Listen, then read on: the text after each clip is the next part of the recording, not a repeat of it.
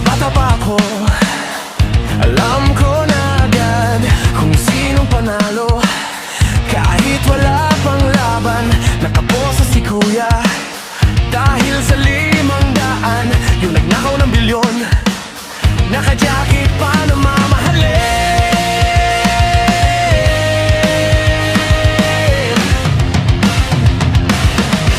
Sinasabing pantay daw tayong lahat, pero bakit may presyo? Pati pagluha ng mahirap. May pirma, may tatak, may 3 kopya sa papel, pero sakali ang tuway na buhay ang nakataya at nagdurusa.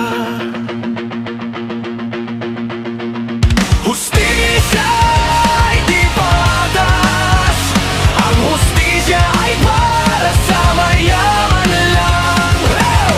Pag ikaw ay duka, kulo agad, walang tanong. Pag sila'y may pera, parang wala lang nangyaring kasalanan. Hustisya ay di patas. Ang hustisya ay para sa mayaman lang. Kaya sigaw ng masa, gabi hanggang umaga, hanggang marinig nila, hanggang magising ang madla.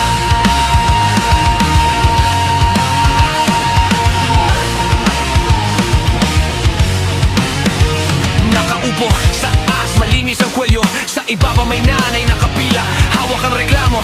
Ngunit ang sabi ni sir, bumalik ka na lang bukas. Pinapaikot, pinapagod sa pag-asa, habang may VIP, pasok diretso sa loob ng opisina.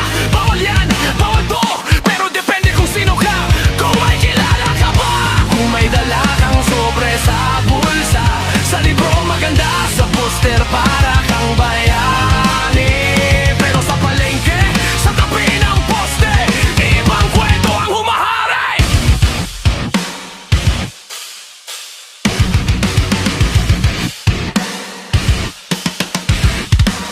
Hustisya ay di patas.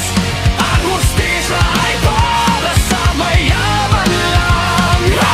Pag ikaw ay duka, kulong agad, walang tanong. Pag sila'y may pera, parang wala lang nangyaring kasalanan. Hustisya ay di patas.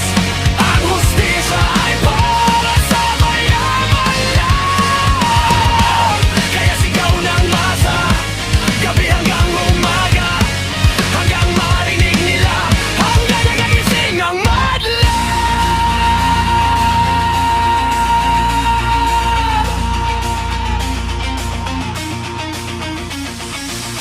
Kailan ba magiging pareho ang timbangan ng hustisya?